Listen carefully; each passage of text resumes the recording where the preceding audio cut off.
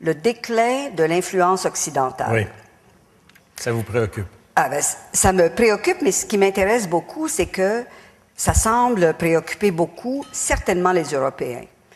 Et donc, quand on pense à la candidature du Canada au Conseil de sécurité, dans un monde où, à mon avis, l'absence du Canada est particulièrement déplorable.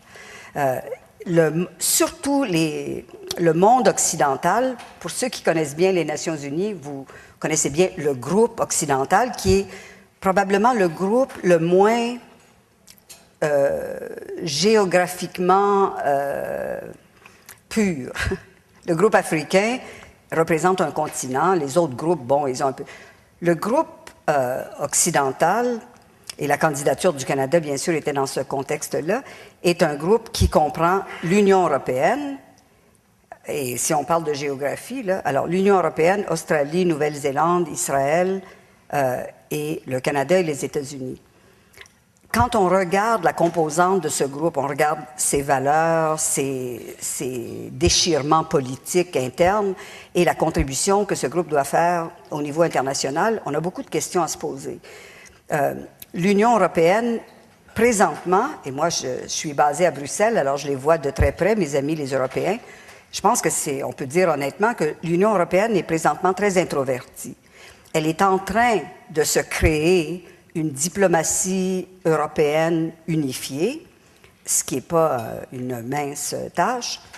Parce qu'il faut faire des tonnes de compromis, j'imagine.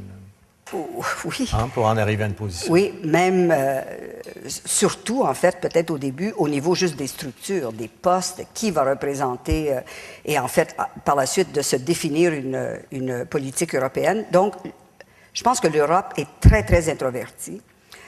Les États-Unis sont en période, je pense, sur le plan international, d'essayer de récupérer ce que j'appellerais la grande dérive de 8 années où la politique étrangère américaine, je pense, a coûté très, très cher à la vision occidentale des valeurs qu'on préconisait là, au niveau de la démocratie, des droits de l'homme.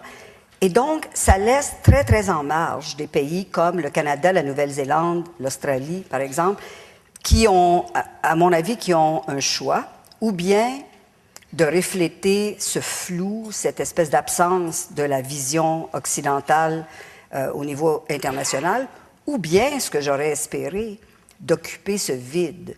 Dans un sens, il y a une espèce d'opportunité pour des pays dans ce groupe-là de se positionner.